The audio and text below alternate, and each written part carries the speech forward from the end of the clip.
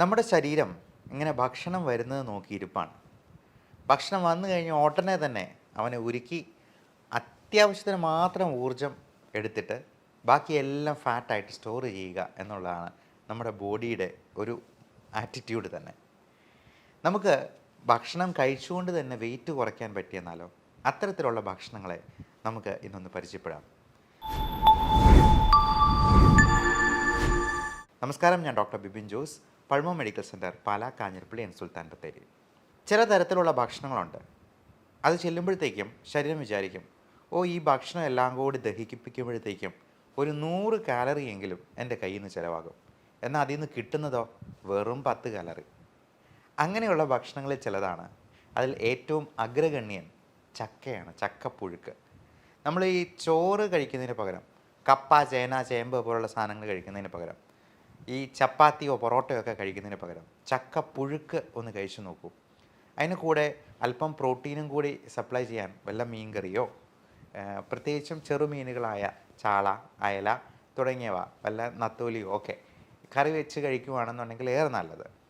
ഇത് രണ്ടും കൂടി കഴിച്ചെന്നാൽ നമുക്ക് ശരീരഭാരം കുറയും എന്നുള്ളതാണ് മനസ്സിലാക്കേണ്ടത്. അതേപോലെ നല്ലപോലെ പച്ച നിറത്തിലുള്ള പച്ചക്കറികൾ, പച്ച നിറം എന്ന് പറയാൻ കാരണം അതിൽ കൂടുതലായിട്ട് കരോട്ടനോയിഡ്സ് അല്ലെങ്കിൽ ഗ്രീൻ ലീഫി വെജിറ്റബിൾസിൽ അടങ്ങിയിരിക്കുന്ന ഫൈബർ കണ്ടൻറ്റ്, അത് നമ്മുടെ കുടലിനെയെല്ലാം ഒരു ചൂല് പോലെ അടിച്ച് വൃത്തിയാക്കി നമ്മുടെ മലമെല്ലാം നല്ല സ്മൂത്തായിട്ട് രാവിലെ തന്നെ പുറന്തള്ളാനായിട്ട് സഹായിക്കുകയും ചെയ്യും.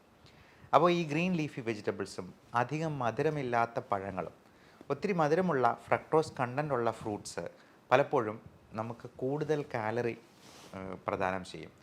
അപ്പോൾ നമ്മൾ കഴിക്കുന്ന ഓരോന്നിലും കൃത്യമായിട്ടുള്ള കാലറി എത്രയുണ്ട് എന്നുള്ളത് നോക്കി മനസ്സിലാക്കി അത് നോട്ട് ചെയ്ത് വയ്ക്കുക. ഈയിടെ ആടുജീവിതത്തിന് വേണ്ടി പൃഥ്വിരാജ് 31 കിലോ വെയിറ്റ് കുറച്ചു എന്നാണ് പറയപ്പെടുന്നത്. ആ സിനിമ കാണാൻ പോയത് തന്നെ പൃഥ്വിരാജിൻ്റെ ആ ഡെഡിക്കേഷനും മേക്ക് ഓവറും ഒക്കെ കാണാനായിട്ടായിരുന്നു. അതിൽ നിന്നൊരു ഇൻസ്പിറേഷൻ കിട്ടാൻ വേണ്ടിയായിരുന്നു. അദ്ദേഹം അത് അത് എങ്ങനെയാണ് കുറച്ചതെന്ന് ചോദിച്ചെന്നാൽ വെറും കട്ടൻ കാപ്പി മാത്രം കുടിച്ചിട്ടാണ്. പൃഥ്വിരാജ് മാത്രമല്ല, കൂടെ ആക്ട് ചെയ്ത ഗോകുൽ എന്ന് പറയുന്ന നടനും കട്ടൻ കാപ്പി മാത്രം കുടിച്ചു, മധുരമില്ലാത്ത കട്ടൻ കാപ്പി. അത്തരത്തിലുള്ളൊരു കോഫി കൂടി ഞാൻ ഈ കൂടെ പരിചയപ്പെടുത്തുകയാണ്. കുർക്കുമിൻ കോഫി എന്ന് പറയാം. നമുക്കറിയാം, കുർക്കുമിൻ എന്ന് പറയുന്നത് മഞ്ഞളിൽ അടങ്ങിയിരിക്കുന്ന ആക്റ്റീവ് ഇൻഗ്രീഡിയൻ്റ് ആണ്. അതിൽ ഒരുപാട് ആൻറ്റി ഓക്സിഡൻറ്റ് പ്രോപ്പർട്ടീസ് ഉണ്ട്. പക്ഷേ നമുക്ക് ഈ മഞ്ഞൾ കലക്കി കുടിച്ചെന്നാൽ ഈ ആൻറ്റി ഓക്സിഡൻറ്റ് പ്രോപ്പർട്ടീസ് കിട്ടത്തില്ല. പലപ്പോഴും ഈ ഡൈക്ലോഫെനാക്ക് എന്ന് പറയുന്ന വേദന സംഹാരിയായിട്ടുള്ള NSAID ഗ്രൂപ്പിൽ പെടുന്ന മരുന്നിനേക്കാൾ കൂടുതൽ എഫക്റ്റീവായിട്ട് നമുക്ക് ഈ ജോയിൻസിലുള്ള നീർക്കെട്ട് കുറയ്ക്കാനും വേദന കുറയ്ക്കാനും ഒക്കെ ഈ കുർക്കുമിൻ കൊണ്ട് സഹായിക്കും. അതുപോലെ കഫക്കെട്ട്, ബ്രോങ്കൈറ്റിസ്, റൈനൈറ്റിസ് തുടങ്ങിയുള്ള പ്രശ്നങ്ങൾക്കുമൊക്കെ കുർക്കുമിൻ ഒരു നല്ല പ്രതിവിധിയാണ്. എന്നാൽ ഈ കുർക്കുമിൻ നമുക്ക് മഞ്ഞളിൽ നിന്ന് കിട്ടണമെന്നുണ്ടെങ്കിൽ, ബയോ അവൈലബിൾ ഫോമിൽ കിട്ടണമെന്നുണ്ടെങ്കിൽ 1 കിലോ എങ്കിലും മഞ്ഞളെടുത്ത് നമ്മൾ കലക്കി കുടിക്കേണ്ടതായിട്ട് വരും. അത് വയറിന് പ്രശ്നം ഉണ്ടാക്കാനോ അലർജി ഉണ്ടാക്കാനോ ഒക്കെ കാരണമാകും.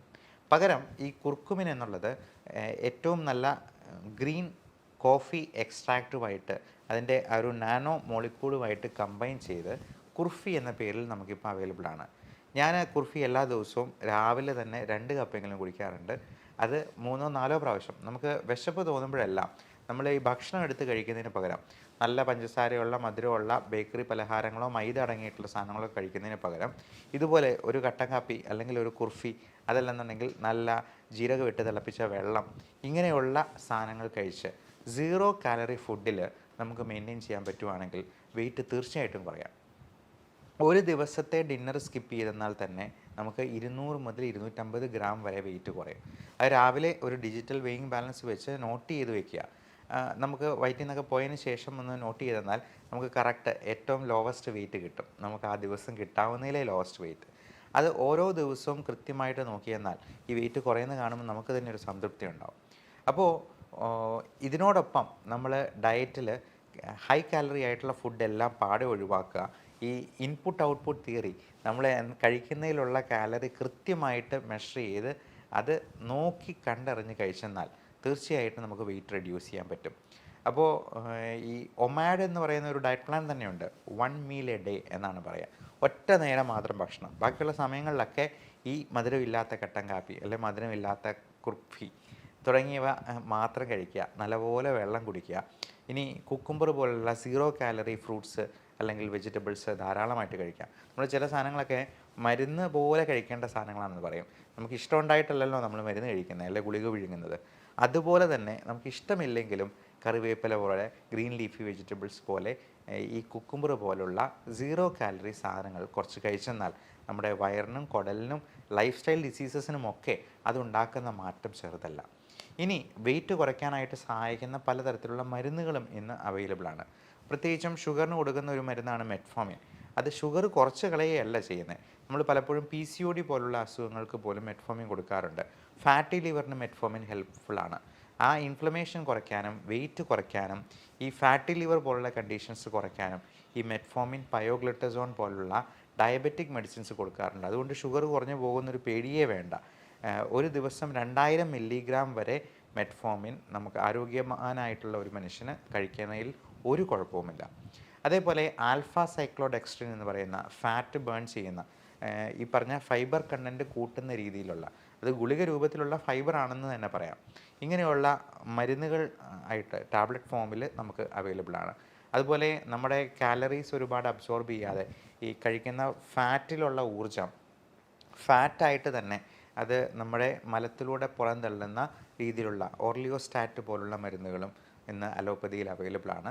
അത് ചെയ്യുന്നത് എന്താണെന്ന് വെച്ചാൽ കുടലിൽ നിന്ന് ഫാറ്റ് അബ്സോർബ് ചെയ്യുന്നത് തടയും. അതുകൊണ്ടുണ്ടാകുന്ന ഒരു ഗുണവും കൂടിയുണ്ട്. അതിൻ്റെ സൈഡ് ഇഫക്റ്റ് ആയിട്ട് വേണമെങ്കിൽ പറയാം, കുറച്ചുകൂടി ഫാറ്റി ആയിട്ടുള്ള സ്റ്റൂളായിരിക്കും, അതായത് ഓയിലി സ്റ്റൂളായിരിക്കും. അതുകൊണ്ട് ചിലപ്പോൾ ലൂസ് മോഷനായിട്ട് തോന്നിയേക്കാം. എന്നാലും ആ ഫാറ്റ് അബ്സോർബ് ചെയ്യാതെ പോകുന്നത് നമുക്ക് തന്നെ അത് അനുഭവിച്ചറിയാനായിട്ട് കഴിയും. ഈ ബേൺ ഫാറ്റ് പോലുള്ള ഈ ഓർലിയോസ്റ്റാറ്റ് പോലുള്ള മരുന്നുകൾ കഴിക്കുമ്പോഴത്തേക്കും നമുക്കത് നോട്ടീസ് ചെയ്യാവുന്നതാണ്. അപ്പോൾ ഇത്തരത്തിലുള്ള മരുന്നുകളെക്കുറിച്ചും നിങ്ങളുടെ ഡോക്ടറോട് ചോദിച്ച് മനസ്സിലാക്കുക. വെയിറ്റ് കൂടുന്നത് എല്ലാ തരത്തിലും ലൈഫ് സ്റ്റൈൽ ഡിസീസ് ഉണ്ടാകാനും ഇന്ന് മാൽന്യൂട്രീഷൻ കൊണ്ടുണ്ടാകുന്നതിനേക്കാൾ പ്രശ്നം ഈ മോൾ ന്യൂട്രീഷൻ കൊണ്ട് ഉണ്ടാകുന്നു എന്നാണ് സരസമായി പറയാവുന്നത്.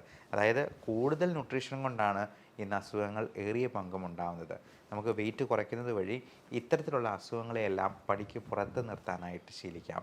എല്ലാവർക്കും നല്ല ആരോഗ്യം ആശംസിക്കുന്നു. Love and regards, doctor Bibin Jose, pulmo medical centre, Pala, Kanjirappally, Sultan Bathery.